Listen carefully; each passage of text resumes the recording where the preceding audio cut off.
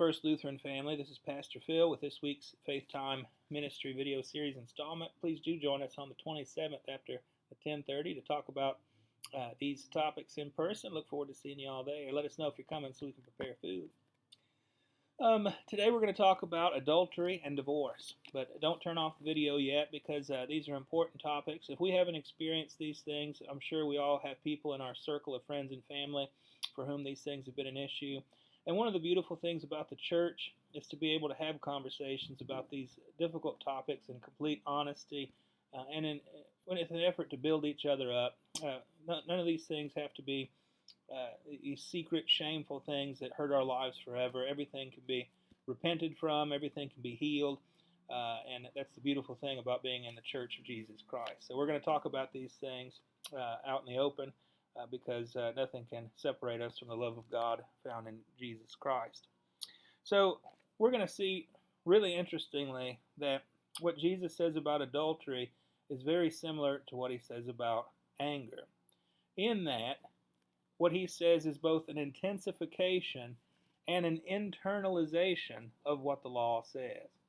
Remember, with anger, he goes to that commandment, do not murder. And he says, but I say unto you, I went back to the King James there, that's where I learned it in the first time, but he said, but I say to you, whoever's angry without a cause is also in the wrong. So he knows that murder springs from anger. If there was never anger, there would never be murder, all right? So he's internalizing what it means to follow that commandment. And we also mentioned last time how the commandment's not fulfilled. If I walk around in a blind rage, wishing I could kill everybody all day, but don't kill them, and then get home and believe I've fulfilled the commandment because I refrained from killing, I haven't. I've missed the boat entirely because that commandment is meant to push me to a life of inward peace wherein murder would never be a possibility because I'm not angry at anybody, right? So Jesus internalizes and intensifies that commandment, do not murder. To fulfill that commandment, when I go out in the morning and my interactions during the day, I do so as a peaceful person, filled with the peace of Jesus Christ, where murder is never even on the table, right? Because I've allowed Jesus into my inward life to take away anger. Admittedly, never perfectly, okay? We'll never get finished doing this work, but this is what Jesus is pointing us to. So it's the same way with adultery. You've heard it was said, you shall not commit adultery, but I say to you that everyone who looks at a woman with lust has already committed adultery with her in his heart. Now, we read that and we feel instantly convicted because certainly I think that noticing attractive people are certainly a part of almost everyone's life, I think. But what Jesus is doing here is it's the same thing as with murder. He's making the point that you don't fulfill the commandment just by refraining from the actual act of sin, because your life can still be really disrupted by lust.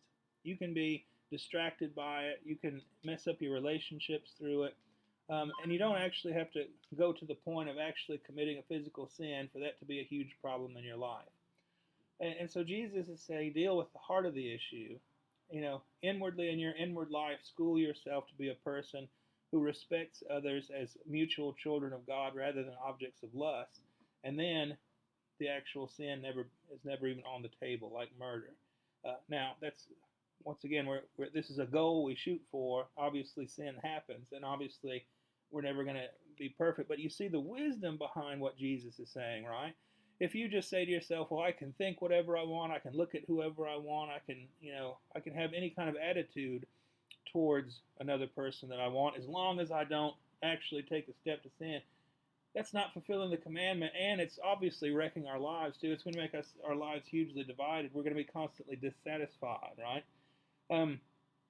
So to deal with what would be the actual lived out sin, we deal with what our inward life produces, and that's what Jesus is saying. And of course we can see the wisdom behind that. You cultivate an inward life of respecting others and not looking at them as objects of lust, and then life is lived out rightly from that. It springs forth from that, is what he's saying.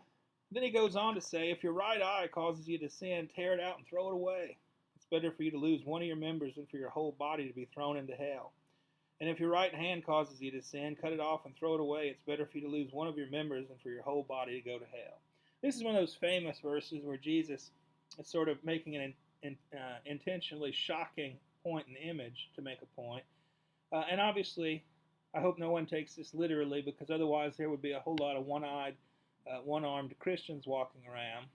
Because as Lutherans, we recognize that sin is a part of who we are. But what Jesus is saying is that we should take repentance as seriously as losing a body part. I mean, he's saying, it really would be better for you to only have one eye than for you to walk around encumbered by sin. And in particular, lust. It's right there in the same paragraph. We should take that with the same gravity. Like, it'd be better for us to lose a body part, right, than it would be to carry on with this sin. If you're spiritually whole but not whole in your body, it's better to be spiritually whole, right? Who cares if you have a perfect health if your inward life is so destroyed by sin that you can't have one moment of joy or happiness in the Lord? That's the point. And he makes it, intentionally shocking by saying this, pluck out your eye thing. He doesn't mean it literally, but he means take this with some seriousness, because the spiritual life is just as important, way more important than the physical body. All right, so concerning divorce, this is one that's a little tricky here. It's also said, whoever divorces his wife, let him give her a certificate of divorce. But I say to you that anyone who divorces his wife, except on the grounds of unchastity, causes her to commit adultery, and whoever marries a divorced woman commits adultery. Now, divorce has been a part of my family story. My parents divorced when I was only 1 year old, and I never met my father, and so, that was something I grew up knowing. I knew other people that had both parents in their life, and it seemed very different, and so I think we all are aware of how divorce can negatively impact folks' lives. But there's a really specific context here that we need to be aware of, and that is the unequal power between men and women when it came to marriage and divorce in biblical times. You see that it says, whoever divorces his wife. It doesn't say whoever divorces their spouse, because women couldn't divorce. They were, I hesitate to use the word property, because I don't think it was quite that way. But they certainly, there was an unequal power balance. And what happened is there was a divide in the rabbinic community about what constituted the grounds for divorce, because you had some people who were divorcing their wives because they burned bread, or because they just failed to please their husband in some very minor, trivial way. That's really what Jesus is talking about here. Jesus is actually defending, in a way, the rights of women in this relationship by saying, whoever divorces his wife is committing adultery. And what he means is, except on the grounds of unchastity. So what he's saying is, unless it's the worst thing possible, if your wife has displeased you in some minor way, to just get rid of her casually is to commit adultery. In other words, it's to treat the marriage bond frivolously and in a way that doesn't reflect God's intention. So that's a very different situation than two people deciding to split up today. Obviously, that's never the goal. We don't get married with the intention of divorcing, and we know how harmful, hurtful it can be. But to add on to that, the idea that we're committing a sin when we do it, I don't think is what the heart of what Jesus is saying here. Jesus is talking about respecting the women in this situation and not treating the marriage bond frivolously. Because to do otherwise is to commit adultery. And what is adultery? But from the word adulterate, which means to make something less than it should be, diluted, that kind of thing. All right. So we have talked about adultery and divorce, and we see what Jesus has said about both of those things. The first one was an intensification and an internalization of the law, to say we need to deal with our inner lives, and then that affects how we live out our outward lives. And also this bit on divorce, at its heart, is about treating marriage and the woman involved with respect and honor. All right? So next time we're going to get into oaths and retaliation. Won't that be fun? We get to talk about some real interesting things when we look at our Bible together.